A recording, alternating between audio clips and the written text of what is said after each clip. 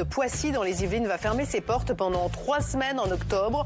2000 salariés au chômage technique, c'est du jamais vu pour le site. Comment en est-on arrivé là? On va en parler avec nos 3 premiers invités ce soir.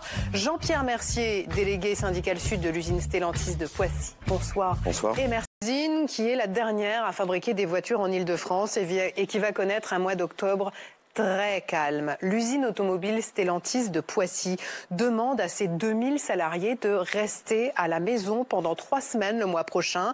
Chômage partiel ou congé, la direction met en avant les difficultés persistantes du marché européen. Alors avant d'aller à Poissy, j'ai une question toute simple pour vous 3. Cette décision est une première pour le site de Poissy. Comment l'avez-vous accueillie, Jean-Pierre Mercier? Avec beaucoup de colère. Beaucoup de colère, parce qu'il n'y a aucune justification d'une part. La direction nous avait, lors de ce CSE, nous a annoncé des baisses de vente, mais n'a pas voulu nous donner les chiffres du commerce. Et pour nous, c'est très clairement, elle déroule son plan de son projet de fermeture de l'usine de Poissy, et ça, pour nous, c'est inacceptable. Flavien Neuvy. Place à Poissy, on tremble déjà de voir l'usine fermée à plus ou moins long terme. Reportage sur le terrain à Poissy avec Clément Perrault et Steven Martin.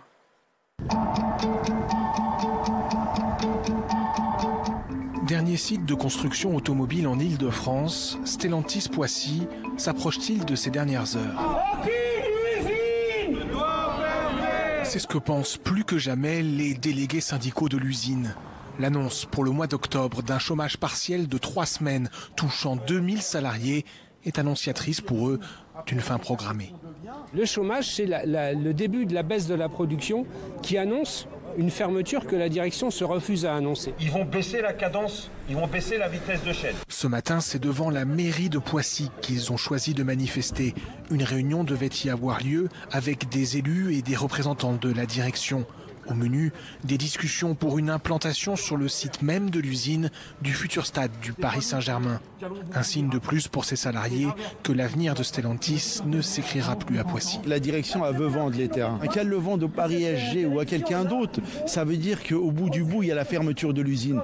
Et ça, bien entendu, pour nous, c'est inacceptable. Réveillez-vous! 35 ans que Farid travaille ici.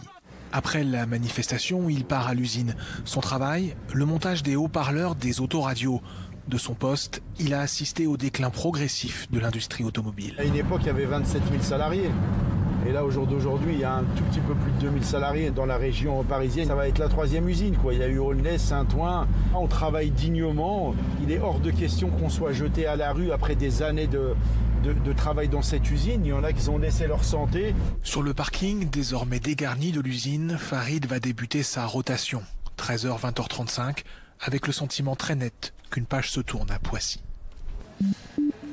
Un sentiment qui va bien au-delà des salariés de l'usine. Au marché du centre-ville, tout le monde parle de Stellantis et ici, les responsables pointés du doigt ne sont pas qu'à la direction du site. Arrêter les moteurs thermiques, c'est stupide, c'est une spécialité européenne. L'industrie française, italienne et allemande vont payer cher les erreurs écologistes. Il faudrait peut-être essayer de voir d'autres solutions avant de couper complètement le moteur thermique. L'échéance de 2035, c'est pas jouable. Poissy n'est pas un cas isolé. Stellantis a annoncé du chômage partiel dans 5 autres sites européens du groupe. Et donc, Jean-Pierre Mercier, le mois prochain, les salariés, les ouvriers de ce site Stellantis de Poissy vont rester chez eux. Comment vous avez appris techniquement, concrètement, la fermeture du site? Vous avez reçu un mail, un message, un appel? On a été convoqué pour une réunion extraordinaire du CSE où la direction nous a annoncé... c'est ça? Hier, de but en blanc, 3 semaines de chômage, 3 semaines d'arrêt de production. Pour nous, ça a été une surprise et pas forcément une complète. Nos camarades des équipementiers nous avaient prévenus dès le mois de juillet que nous allions aller avoir du chômage en fin d'année.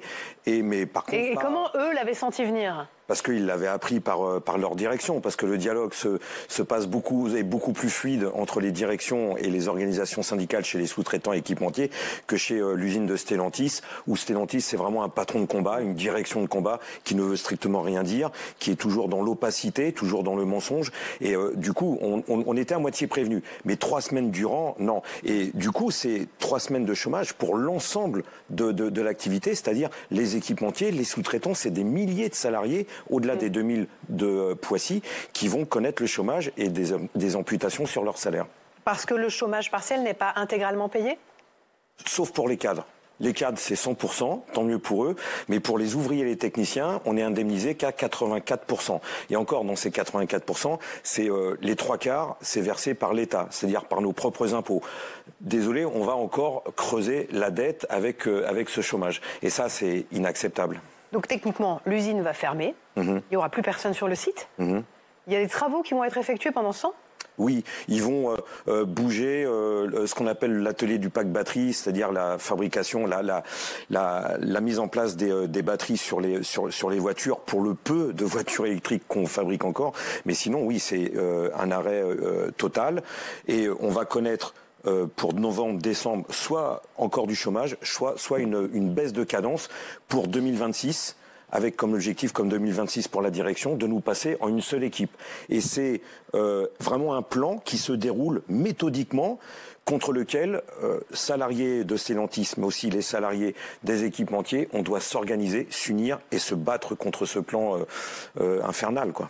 En quoi le PSG est-il une menace pour l'usine Stellantis de Poissy ?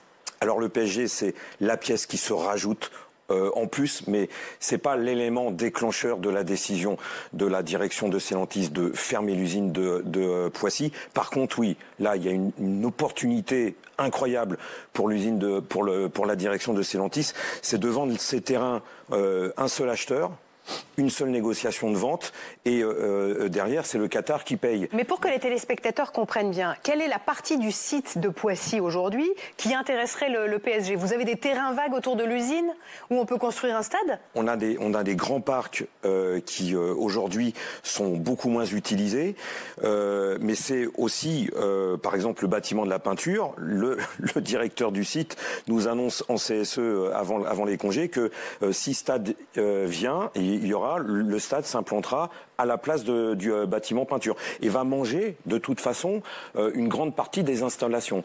Ça veut dire on fabriquera plus de voitures à l'usine de Poissy.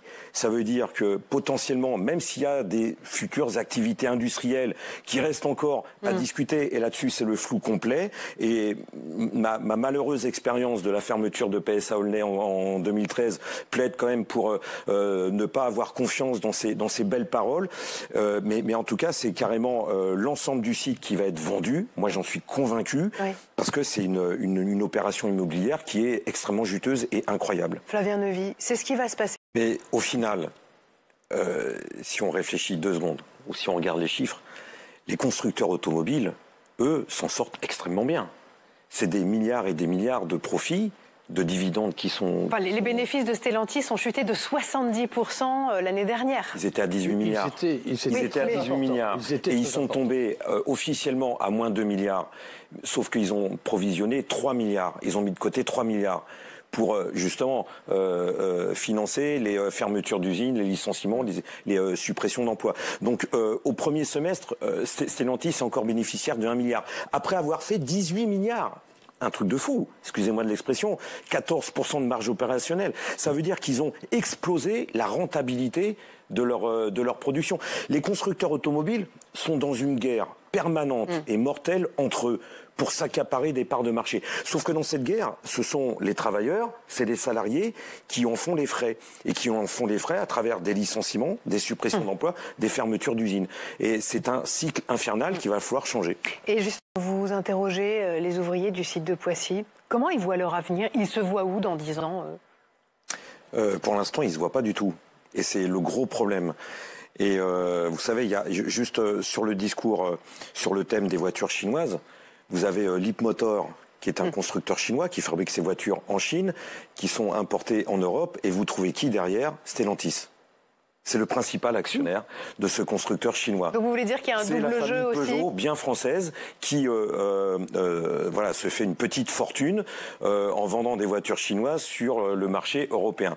Donc vous savez, tout ça, il faut le prendre avec les pincettes. Mais c'est vrai que l'électrique a été un prétexte tombé du ciel pour les constructeurs automobiles, pour licencier à tour de bras, pour fermer des usines. Je pense à mes camarades de l'usine de Douvrin, Stellantis Douvrin, dans le Pas-de-Calais, qui fabriquaient des moteurs thermiques qui vont être licenciés.